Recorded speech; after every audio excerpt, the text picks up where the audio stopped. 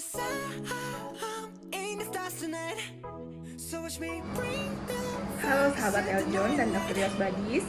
Hari Selasa ini tanggal 17 November 2020 jam 2 siang kita ketemu yuk. Kita ngobrol-ngobrol tentang masne atau masker akne, yaitu jerawat yang disebabkan oleh pemakaian masker. Live di IG Dr. Yos, dan kalau ada yang mau tanya-tanya yuk boleh lewat DM atau komen di bawah ini. Sampai ketemu ya.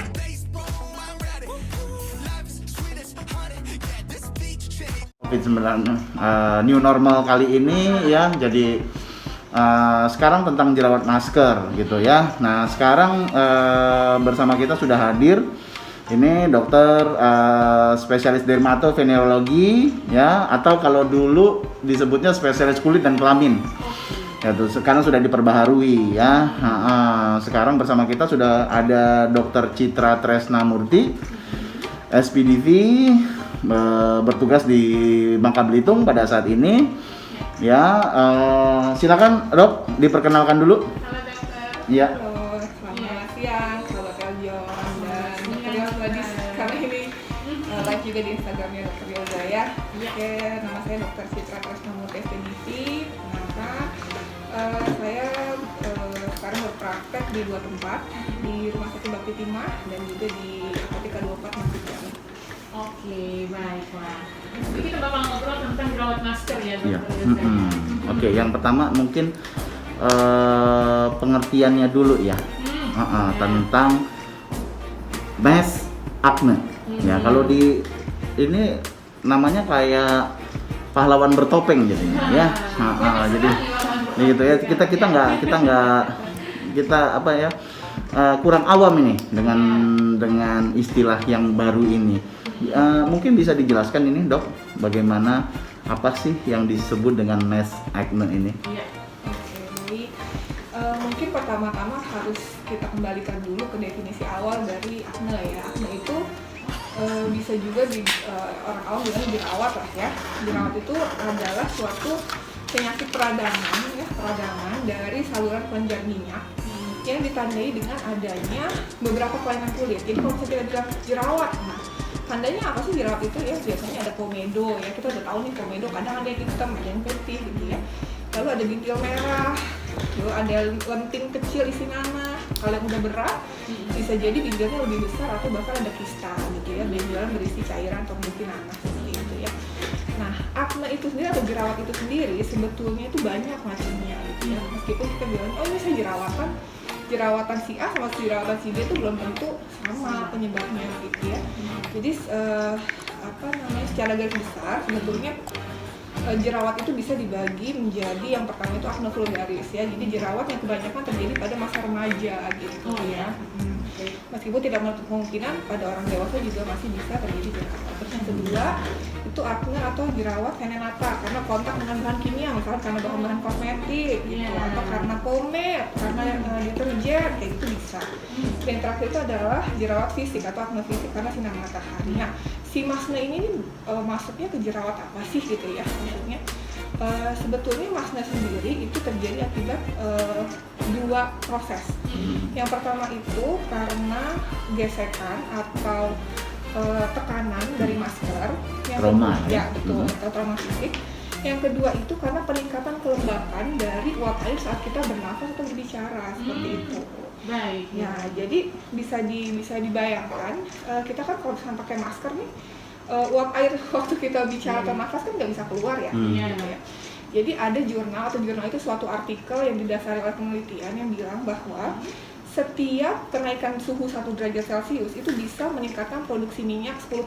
Oh, luar biasa ya. Betul. 10%. Jadi itulah mengapa kan si jerawat ini memang biang keladinya itu memang adalah minyak ya, minyak yang berlebih, dan juga ada peranan dari sumbatan dari saluran kelenjar minyaknya, ada peranan dari bakterinya, tapi yang paling utama itu adalah si minyaknya itu gitu.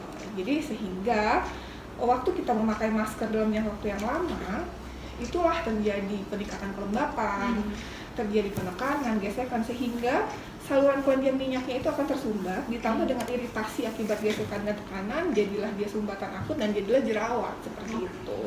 Ya kira-kira seperti itulah mekanismenya. Baik. Setelah tahu pengertian dari jerawat masker, mungkin penyebabnya juga tadi sudah terjawab ya dok ya? Iya, ya jadi memang yang seperti yang disebutkan tadi ini kalau saya simpulkan susah juga ya, remaja masuk di remaja masuk di pandemi tambah jerawatan dia ya. Double dia ya. Nah double, yang tadinya udah jerawatan masuk pandemi wah tambah jerawatan lagi. Cuman ada keuntungannya juga. Iya, ada keuntungan juga biar dia jerawatan tapi tetap pakai masker ya. Nggak kelihatan. Iya nggak kelihatan jadi gitunya ya. Iya. Jadi terus tadi sudah disebutkan ya karena peningkatan memang pada kelenjar minyak apa segala macam. Jadi kalau kita simpulkan kan dari beberapa ini kan memang sebenarnya ya tidak pada masa pandemi pun sebenarnya sudah banyak ya yang istilahnya merangsang untuk kelenjar minyak seperti ya orang pada bekerja seperti ya bisa kita bilang apa mungkin yang mengendarai motor setiap hari apa segala macam kena panas kan perangsangan kelenjar minyaknya juga ya. Nah, mungkin pada saat itu dia tidak pakai masker tapi pakai helm, ya kan? Nah, ditambah dengan masker lagi, bertambah lagi apa segala macam. Ini istilahnya ada nggak dok? Misalnya kiat untuk ya sebenarnya dia memang dia tidak pakai masker pun sudah terpapar gitu loh, ya. Nah, gimana nih dok? Oke, jadi mungkin maksudnya gini ya, dok ini kok kenapa si masker akne ini baru mencuatnya pas pandemi gini, padahal sebetulnya sebelum pandemi pun ada beberapa orang yang ibaratnya tertutup juga oleh masker tapi nggak jerawatan kayak sekarang nih dok, misalkan gitu ya, begitu ya dok ya. Oke, jadi misalkan seperti kami nih tenaga medis gitu ya, memang sebelum-sebelumnya juga sebelum pandemi juga kami udah pakai masker gitu ya. Cuma yang harus digarisbawahi sekarang adalah begitu kita menginjak pandemi new normal ini, kita pakai maskernya kan dalam jangka waktu yang panjang, ya. Sementara kalau misalkan mungkin Dokter Yoza sebagai OJIN ya suka operasi atau segala macam, operasi paling berapa lama dok kira-kira? Sejam ya, mungkin ya setengah jam. Tapi kalau 10 operasi berturut-turut ya berjam-jam juga ya. Iya, tergantung juga operasi. Dan jangan lupa ruang operasi itu kan dingin, ya kan? Ya, ruang operasi kan dingin. Kalau misalkan sekarang kita nih pakai masker kan kemana-mana, di mobil kita pakai masker, waktu praktek kita pakai masker, di mana-mana kita pakai masker. Udara panas, dingin, hujan, badai ya kan? Makan pagi pakai masker ya kan? Betul. Jadi perubahan suhu, terus juga perubahan waktu atau durasi pemakaian maskernya gitu itu berbeda gitu. Jadi itu yang membedakan dokter ya. Mengenai durasi ini dok, jadi ada nggak maksudnya di sini kan durasi juga berperan penting dong ya, durasi pemakaian masker. Sekarang ada efeknya nggak? Maksudnya ada gunanya tidak? Kalau memang kita menyikapi dengan maksudnya membatasi waktu, begitu. Ini yang saya dapatkan juga dari jurnal ya, bahwa pemakaian masker itu maksimal sebenarnya 4 jam. Ya, jadi 4 jam. Jadi sebetulnya harusnya setiap 4 jam itu kita kalau misalkan dirasa perlu kita ganti maskernya, harusnya seperti itu. Ganti ya? Ganti. Bukannya lepas? Ya, dilepas masker. Kalau misalkan dirasa itu masker sudah kotor atau sudah lembab, terus diganti kayak gitu. Sehingga sangat penting kita kemana-mana tuh harus bawa cadangan masker sebetulnya. Gitu.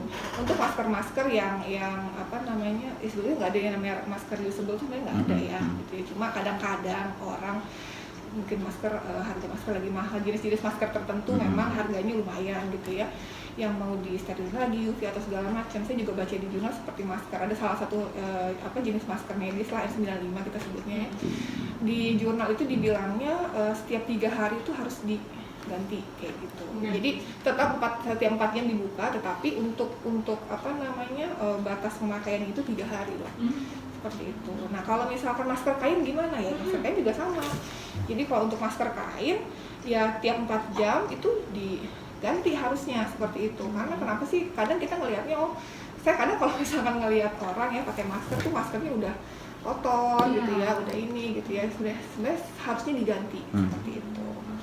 Jadi 4 jam dok kalau untuk durasinya. Oke. Nah, sekarang kalau tadi ini, tadi dokter juga ada mengungkit tentang jenis-jenis masker gitu. Ada yang N95 itu masker medis lah ya. Yang ada masker medis yang biasa. Nah ini apa bahan sendiri, Dok? Kira-kira ada nggak berefeknya? Ada banget dong ya. Jadi bahan masker juga sangat-sangat mempengaruhi terjadinya masker akne ini. Jadi kalau untuk bahan kain, masker kain itu sebetulnya paling bagus adalah masker kain yang berbahan katun, gitu. Dan jangan khawatir kok ini masker kain kira-kira proteksinya bagus atau enggak dan lain-lain. Kita bisa mendobel kok, di dalamnya bisa kasih tisu atau apa gitu. Dan biasanya masker kain itu sekarang udah pada jualnya udah pada 2 lapis tuh biasanya gitu ya, dalamnya udah ada proteksinya lebih baik gitu. Dan kalau misalkan untuk tenaga medis gitu ya, itu memang kalau misalkan masker medis kan memang tidak menyerap keringat ya. Jadi saya baca juga itu untuk masker medis sebetulnya bisa diakalin dengan cara kita menaruh semacam kain atau kasa di dalam masker itu untuk mengurangi evaporasi atau mengurangi penguapan, bukan mengurangi, maksudnya untuk mengcounter lah ibaratnya gitu ya penguapan yang terjadi di situ gitu. Jadi untuk masker kain bagusnya bahannya katun, tapi kalau misalkan memang masker medis ya di dalamnya dilapisin lagi dong untuk dengan bahan-bahan yang lebih bisa menyerap uap air seperti itu. Kalau antara wanita dengan pria ini kira-kira ada perbedaan nggak, Dok? Gitu. Untuk kerentanan untuk jerawat masker ini. Sebetulnya kalau gender sih nggak ada ya dok ya. Jerawat masker ini sebetulnya bisa terjadi pada siapapun dan juga termasuk pada orang-orang yang tidak ada riwayat jerawat sebelumnya gitu. Ini kemarin kebetulan pasnya nih kena nih jerawat maskernya. Ya, dokter Yasa nih seumur umur katanya nggak pernah jerawatan gitu. Ya dok ya. Jadi sempat kemarin jerawatan gitu dan dia nggak jerawatan sih, ada jerawat. Ada jerawat ya. Kalau jerawat Denial. Iya. Kalau jerawat satu nggak? Iya. Saya harus lepas masker nih untuk membuktikan kalau nggak. Iya nggak sih?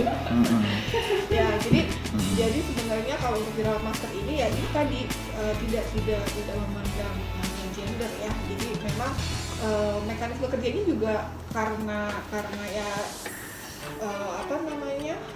tergantung orangnya itu apakah dia memakai masker itu dalam jangka waktu yang lama atau tidak, lalu apakah dia sering mengganti maskernya dengan rutin atau tidak, menjaga kebersihan maskernya atau tidak gitu, terus apakah mencuci wajahnya juga teratur atau tidak, seperti itu sih. Jadi sebetulnya tidak ada apakah lebih sering ke laki-laki atau ke perempuan seperti itu. Cuma nanti mungkin kalau ada penelitian yang menyebutkan itu, nanti mungkin bisa saya infokan lagi ya dok. Tapi kalau sekarang sepertinya belum ada ke arah situ untuk menyebutkan gender. Kalau usia dok? Kalau usia bisa di usia berapa aja sih sebetulnya. Ya jadi lansia juga. Iya betul. Jadi tapi mungkin kalau lansia itu mungkin karena kelenjar minyaknya kan juga udah terlalu banyak seperti yang remaja dan dewasa muda ya. Jadi yang paling penting adalah usia-usia di mana si kelenjar minyaknya itu memang lagi aktifnya. Terutama yang puber tadi ya. Baru-baru awal gitu. Nah ini kalau dikaitkan gini bagaimana dengan ibu hamil dok? Ibu hamil juga sebetulnya tidak terlepas kemungkinan terjadi masalah gitu ya. Ibu-ibu hamil itu banyak juga loh yang jerawatan, ya kan? Ya, apalagi bukan karena masker aja ya? Iya betul. Apalagi memang yang sudah dasarnya sebelum hamil itu sudah jerawatan ya kan? Itu kan memang karena jenis kulitnya itu berminyak dan lain-lain. Jadi tidak menentukan juga pada ibu hamil. Tapi memang kalau untuk ibu hamil harus diperhatikan perawatannya gitu, atau obat jerawat yang bisa atau boleh dipakai seperti itu. Jadi memang ada beberapa obat jerawat yang tidak boleh dipakai pada ibu hamil dan ada beberapa yang boleh. Perbedaannya pada ibu hamil seperti Terus kalau untuk kalau setelah kita tipsnya bagaimana dong? Istilahnya mungkin menjaga kesehariannya sendiri. Kita kan mau nggak mau ya, karena kita punya aktivitas juga ya, harus keluar rumah, harus ini. Jadi masker selalu pakai. Gitu. Kalau mungkin saya sebagai tenaga medis gitu ya, malah berganti-ganti. Untuk yang keluar, untuk yang di luar beda, untuk ngadepin pasien beda, untuk di kamar operasi beda. Jadi itu juga tadi kan menurut Anda juga bahannya juga berpengaruh sekali di situ. seperti itu. Oke, sebenarnya ini secara generalnya kenapa sih sebetulnya masker acne ini penting banget untuk kita ketahui ya, karena menurut saya ada dua hal penting ya. Pertama itu masker acne ini bisa menyebabkan orang-orang jadi enggan memakai masker gitu, karena saya pakai masker kok jadi jerawatan, nggak usah pakai masker aja deh gitu ya. Nah terus yang kedua, masker acne ini bisa menyebabkan orang itu lalai karena mungkin dia gatal atau nyeri di jerawatnya, dia sering memegang wajah gitu ya, sehingga ini meningkatkan risiko tertular COVID gitu ya.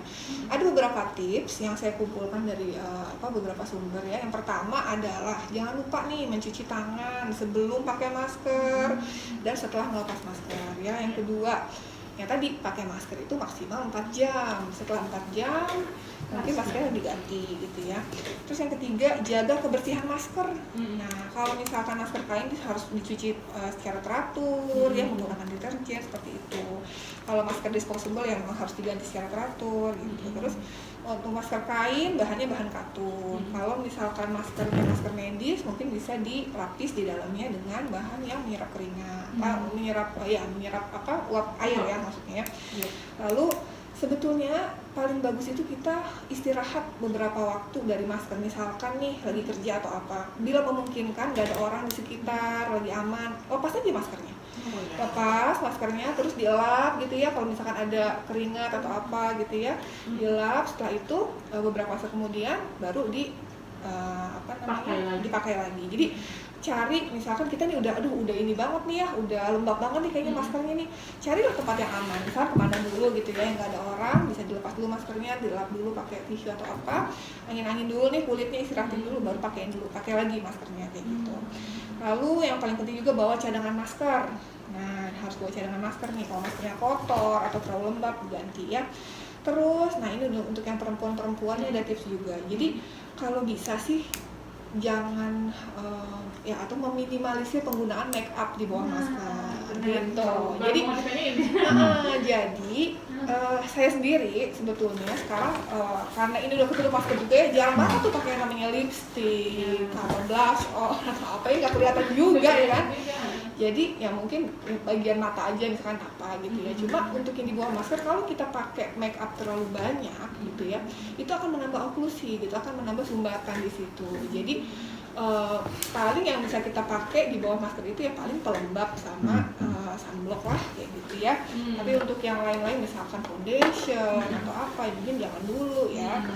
Lalu ada 2 tips lagi nih. Jadi harus cuci muka yang sering ya 2 kali sehari lah, maksudnya 2 kali sehari dengan sabun yang lembut, pakai pelembab, dan juga kalau misalkan sudah terjadi jerawatnya harus diobatin pakai obat-obat jerawat kayak gitu. Itu sih paling tipsnya ya. Nah ini juga saya sempat ada pertanyaan sih sebenarnya ya dari audiens di Instagram sendiri tentang yang lagi perawatan. Jadi mungkin dia pakai krim apa segala macam, dan itu kan memang sifatnya tiap hari apa segala macam. Nah itu gimana tuh? Habis mungkin pakai krim-kriman itu boleh nggak langsung? Oke. Jadi kalau misalkan perawatan mungkin ya, kalau perawatan itu sebetulnya kebanyakan kalau krim perawatan itu yang zat aktifnya agak kuat itu di malam ya. Biasanya kalau pagi itu orang tuh pakainya paling pelembab, serum pelembab sama SPF atau sunblock ya. Nah jadi ya seperti yang tadi saya bilang, kalau misalkan memang lagi perawatan ya dipilih mana-mana yang kira-kira penting gitu. Jadi kalau misalkan yang yang sifatnya itu kosmetik gitu ya mungkin nggak usah dulu gitu. Tapi kalau misalkan hanya serum kan cepat menyerap sebetulnya ya. Lalu pelembab terus sunblock mungkin boleh. Nah pemakaiannya pun harus dijeda. Jadi digunakan dulu ininya skincare-nya sampai menyerap, sampai nggak lengket lagi, baru dipakai maskernya seperti itu. Oke. Dok, pertanyaan saya dok, untuk orang yang terbiasa pakai bedak, baik itu bedak padat atau bedak tabur, berarti itu juga harus di skip dulu dong, nggak usah digunakan dulu gitu. Boleh, bedaknya dipakainya di sini di aja. Atasnya ya? Di atasnya. Di daerah yang tidak bermasker. Nanti ada fenomena baru tuh. Kalau dulu kan cabe-cabean ya? Iya. Muka sama Leher beda. Muka sama leher beda. Nah, sekarang jidat sama itu beda. Ada. Kalau itu kayaknya pare-parean gitu. gitu. Baik ya, Dok, ya. Jadi berbeda gitu loh ya. Ini kan demi ya, demi Iya. demi jangan sampai terjadi jerawat. Atau pakai kayak artis-artis yang yang di acara gosip gitu ya, pakai face shield aja atau enggak itu. Tapi menurut saya sih sebagai praktisi kesehatan itu juga tidak bagus ya, karena Tetap memang harus pakai masker. karena memang tidak menutup saluran napas. Ini kan masih Iya. masuk ya, Dok, ya? Dropletnya Gitu masih loh. bisa kemana-mana. Mungkin ya memang harus membeli yang itu kali ya, apa masker yang transparan gitu. Ada kan masker khusus yang transparan gitu yang Jadi memang kayak ada. yang kelihatan kan ya? Ya, ada saringannya, ada evaporator cuman yang harganya mungkin belasan juta itu ya kali ya. Cuma untuk harus tampil cantik, tapi ya nggak apa-apa itu ya. Mungkin perawatan skincare-nya aja berharga 20 juta, kenapa nggak yang Beli lah ya. iya, harusnya sih ya, harusnya kebeli. Ini ada pertanyaan dari siapa tadi ya? Ini cuman saya agak kurang tahu tadi, cuman berhubungan apa enggak ya? Ini tentang papiloma nih, Dok. Iya, ini nggak ada hubungannya dengan jerawatan ya. Mirip cuman udah ini pengobatan terhadap papiloma dan ininya, Dok. Di saya juga ada ya, tapi saya rasa ke Anda, ke Dokter Citra ya yang kulit ya. Papiloma ya, pengobatan bisa dengan kauter sih. Biasanya dengan bedah listrik kalau ini ya, papiloma ya. Dengan bedah listrik. Kalau misalkan memang terlalu besar ya dengan bedah eksisi kayak gitu. Ini agak di luar ya, tapi nggak apa-apa. Dok, ini coba saya ada pertanyaan juga dari ini ya, Dr. Yos Badis yang di Instagram. Ini dari Megawati 474. Sejak pakai masker terus ada bercak garis di bawah bekas pakai masker. Bagaimana cara mengatasinya? Dan juga bagaimana cara mengatasinya sebelum. Nah, ini pencegahan ya, Dok. Oke. Jerawat muncul di wajah.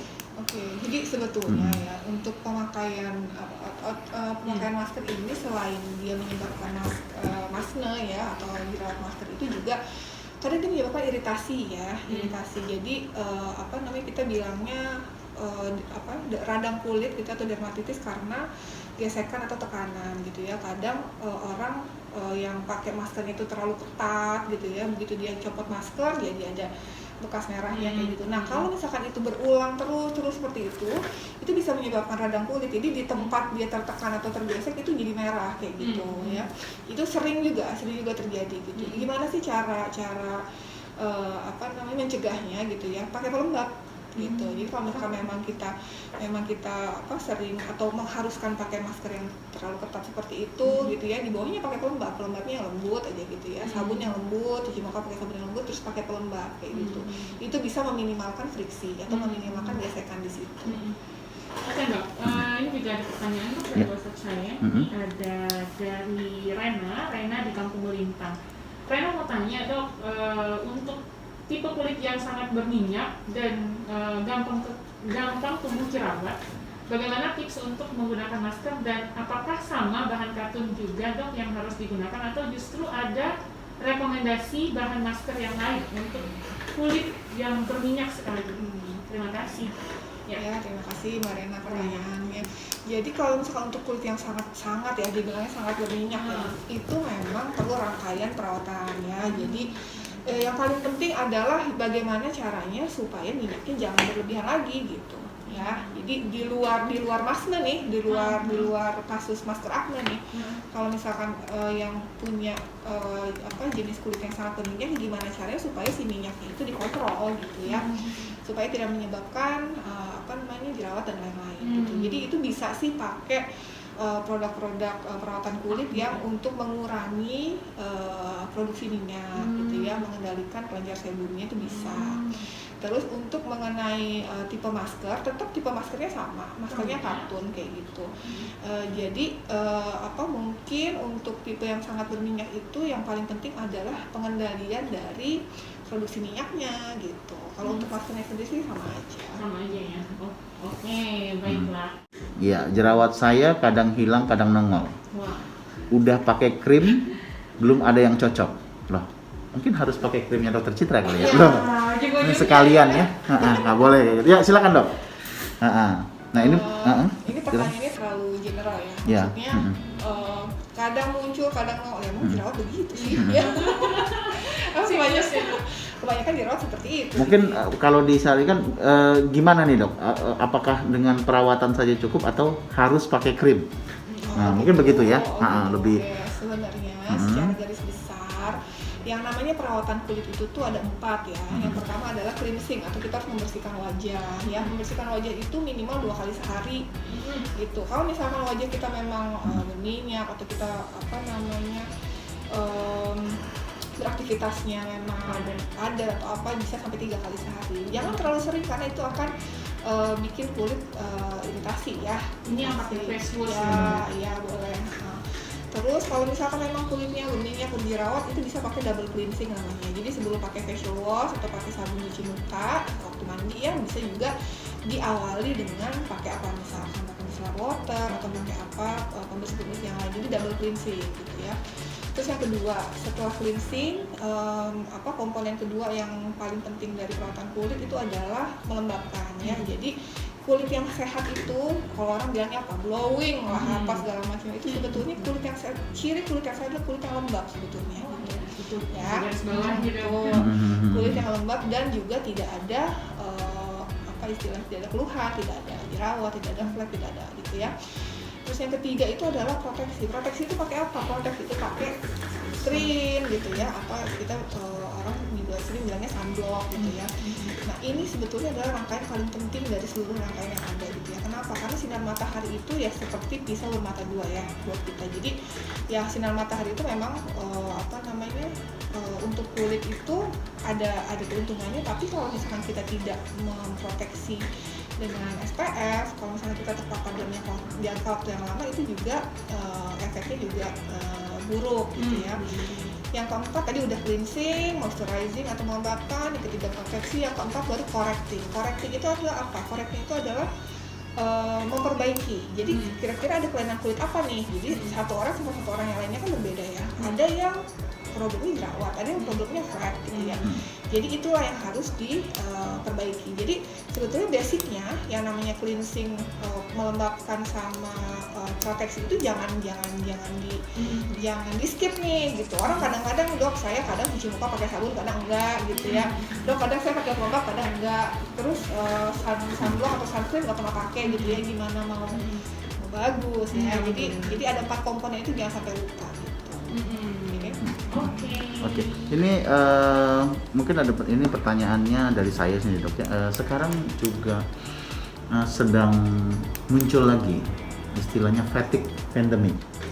Nah ya, kecemasan yang disebabkan oleh pandeminya sendiri ya. Pada normal kayak gini kok nggak ada habis-habisnya, orang udah mulai bosan seperti itu ya, sehingga menyebabkan tingkat stres yang tinggi kayak gitu. Nah ini bisa ikut menumbuhkan suburnya nggak terhadap mungkin kelainan kulit juga ya, seperti yang kita tahu dulu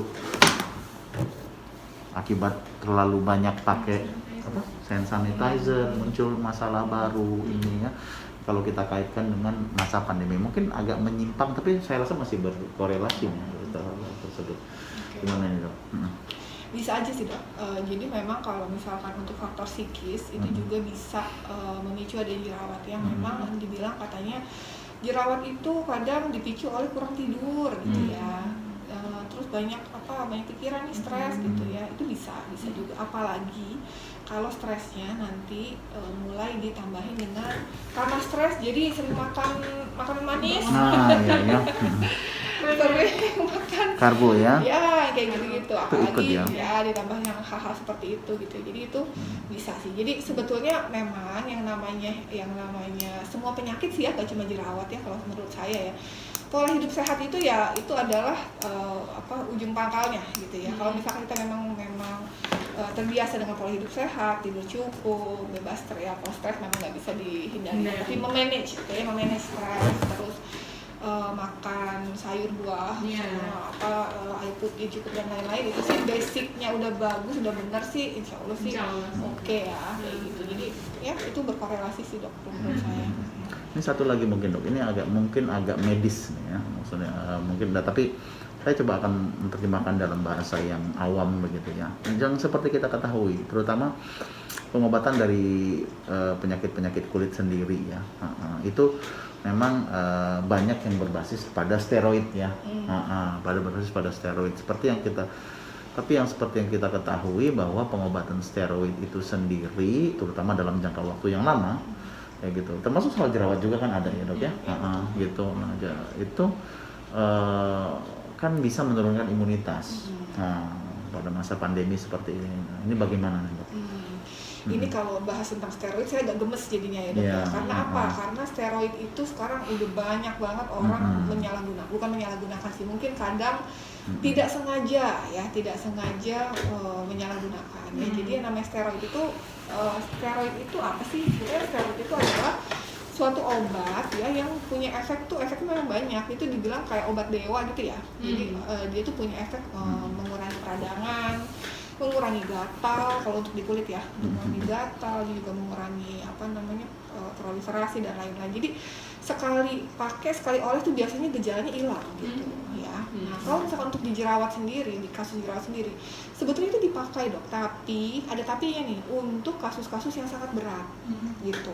Bahkan kita bisa pakai yang steroid yang kita masukin lewat suntikan ya, jadi langsung ke pembuluh darah kayak gitu. Nah untuk jerawat-jerawat yang yang sedang meradang nih ya, itu bisa juga kita suntik steroid ya. Jadi orang suka bilang suntik jerawat gitu ya. Itu untuk jerawat-jerawat yang ada 1-2 nih biasanya agak besar, kok sakit banget ya, Dok, itu bisa disuntik steroid. Nah tapi steroid ini sendiri sebetulnya bentuknya banyak ya, dari mulai oles sampai minum, sampai disuntik, sampai masuk lewat infus juga ada kayak gitu.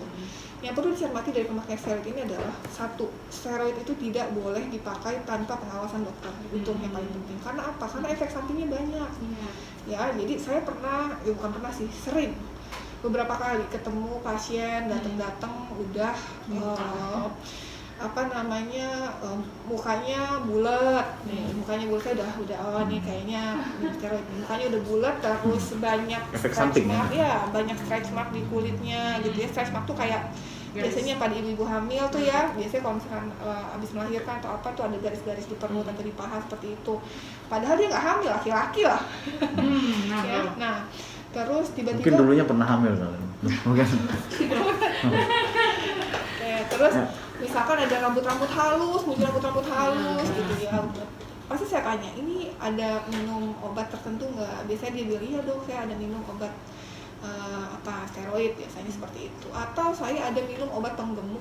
Itu juga Ya, satu atau saya ada minum obat untuk meningkatkan nafsu makan kayak gitu. Ya itu biasanya dia menyebabkan, biasanya dia mengandung steroid itu biasanya ya, nggak semuanya, tapi biasanya seperti itu. Jadi kadang saya pikir, oh ini udah berapa lama nih biasanya, udah 3 tahun, 4 tahun, biasanya kayak gitu. Ada juga yang saya minum ini karena saya gatel, Dok, karena kalau saya nggak minum ini saya gatelnya muncul gitu. Ya harusnya hal-hal seperti itu harusnya datang ke dokter gitu, jangan mengobati diri sendiri gitu ya, karena efek samping steroid itu banyak, sampai bisa menyebabkan gangguan psikis loh, bisa jadi depresi orangnya kayak gitu. Jadi itu, Dok, kalau misalkan untuk jerawat sendiri memang steroid dipakai, tapi pada kasus tertentu ya. Ini ada pertanyaan lagi dari Instagram. Iya, ini saya rasa agak sama sih, dari Reni Sicilia 95 sama Ahmalia Yayu. Satu adalah cara menghilangkan bekas jerawat. Dan dari Ahmalianya sendiri, nah ini lebih ini lagi nih, cara menghilangkan bekas jerawat batu. Nah, gimana, Dok, itu? Nah, batu ini apa sih gitu loh, apakah memang jerawat yang berat gitu ya? Oke. Mungkin dari ini dulu ya, jerawat batu ya, oke. Orang bilang jerawat batu kadang mungkin kelihatannya, sebenarnya tadi seperti yang saya bilang ya, jerawat itu kan suatu sebutan yang umum ya, jerawat gitu. Cuma yang namanya jerawat itu sebenarnya kelainan kulit itu banyak, dari mulai komedo pun ada 2, ada yang tertutup sama yang terbuka. Kalau kita lihat komedo nih di hidung gitu ya, hitam-hitam gitu ya. Nah itu komedo terbuka tuh, karena dia sudah terekspos dengan udara, jadi dia istilahnya oxidize gitu ya, jadi warnanya jadi warna hitam gitu. Kalau misalkan komedo yang tertutup mungkin itu dibilang jerawat batu dong gitu. Jadi komedo yang tertutup biasanya warnanya putih-putih kayak gitu ya.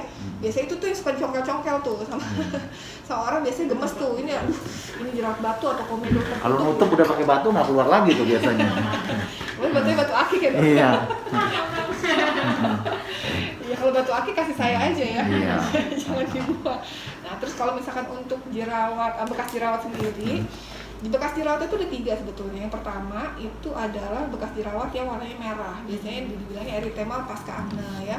Yang kedua itu adalah jerawat yang bekas jerawat yang kehitaman, namanya hiperpigmentasi pasca akne. Nah yang satu lagi itu yang scar itu yang udah berupa jaringan paru. Jaringan paru itu ada 2 tuh, bisa yang dekok gitu ya ke dalam atau atrofi, bisa juga hipertrofi atau yang muncul ke permukaan kayak gitu. Kalau untuk yang bukan scar, yang masih erythema maupun yang hiperpigmentasi gitu ya, yang merah maupun yang hitam bekas jerawatnya itu bisa sih ditangani dengan obat-obat topikal ya, obat-obat oles. Tapi harap sabar, ini ujian loh, bukan loh. Lama ya. Yang namanya pengobatan jerawat itu nggak bisa cuma sebulan 2 bulan, nggak bisa. Benar. Jadi kalau misalkan ada produk-produk yang mengklaim gitu ya, ini bisa memuluskan atau glowing dalam sekejap, itu harus ekstra hati-hati, harus ekstra penasaran. Bisa sih ini too good to be true ya, maksudnya Itu mungkin pakai aplikasi dia, bukan pakai dokter gitu. Ya. pakai filter ya dok? Iya, pakai filter. Ya, bisa jadi seperti gitu. itu. Tapi kalau misalkan untuk jerawat-jerawat yang sudah bentuknya scar, bentuknya dekok ke dalam gitu ya, atau ada muncul ke permukaan seperti itu biasanya perlu tindakan gitu. Bukan cuma obat oles, tapi perlu tindakan juga gitu. Ada pertanyaan, Mbak ini? Saya mungkin ini dari Anindita Widigda sama Ria Cahyas. Tapi saya rasa ini udah dijawab ya sama Dokter Citra dari tadi. Jerawat masker karena penggunaan masker kah atau bahan maskernya yang mudah mengiritasi? Tentang ini udah terjawab tadi ya. Mudah-mudahan sudah terjawab dari situ. Lagi kena masker akne pada pandemi ini dari Ria Cahyas ini. Jadi sering jerawatan di area yang tertutup masker. Kira-kira berapa jam minimal penggunaan masker? Ini juga udah ya? 4 jam. Udah ya, 4 jam tadi ya dengan ininya sendiri. Nah ini mungkin dari saya ini pada pengobatan terhadap jerawat sendiri dok. Ya ini kan ada berbagai ya, seperti yang saya tahu. Mungkin saya tahu hanya ilmu-ilmu dasar saja.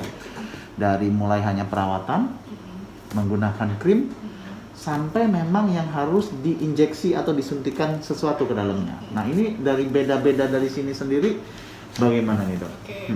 Jadi sebetulnya terapi akne atau terapi jerawat itu tergantung pada grade-nya ya, atau pada tingkatan ya. Jadi kalau misalkan kita bagi sebenarnya derajat akne atau tingkatan jerawat itu tuh ada 3. Jadi ada yang tingkatnya ringan, ada yang sedang, ada yang berat. Gimana tuh caranya tahunya ringan, sedang, berat? Nah, caranya itu dilihat dari secara teori. Kalau misalkan ringan itu biasanya komedonya itu masih kurang dari 20 buah. Pustul itu ibaratnya kayak lentik isi nanah ya, yang kecil gitu, itu kurang dari 15. Dan syaratnya tidak ada kista. Kista itu seperti kista itu istilahnya kantong isi cairan ya sebetulnya. Tapi biasanya kita lihat pada akne berat tuh, pada jerawat-jerawat yang berat tuh yang udah segede-gede udah besar lah ibaratnya ya. Kalau misalkan baru cuman komedo kan kecil-kecil tuh ya, atau bintil-bintil merah kecil gitu ya. Nah kalau misalnya udah kista tuh udah gede tuh, udah besar gitu, dan biasanya di sini tuh udah bisa nanah kayak gitu. Nah, dan keseluruhan lesinya baik itu komedo maupun lentik isi nanah tuh jangan lebih dari 30 buah gitu. Nah, emang tuh kalau dokter kulit tuh kalau ngeliat jerawat tuh langsung dihitungin tuh komedo berapa nih kira-kira gitu ya. Mungkin ambil aja dihitung ya dong. Itu nanti diterjemahkan dalam rupiah. Betul. Iya, 1 jerawat sekian, 2 jerawat, begitu dong ya? Enggak ya? Untung dokter Yasa bukan jadi dokter kulit ya. Oh iya. Untung yang hamil 1 ya. Oke. Jadi kalau misalnya untuk yang sedang itu ya lebih banyak, komedonya kisaran 20 sampai 100. Lenting isi nanahnya 15 sampai 50. Jadi saya jadi kayak jualan sampai keriting kalau bawang ya. Kistanya itu udah ada kista tapi harus kurang dari 5. Jadi total keseluruhannya itu untuk komedo, pustul dan lain-lain itu harus di bawah 125 ya.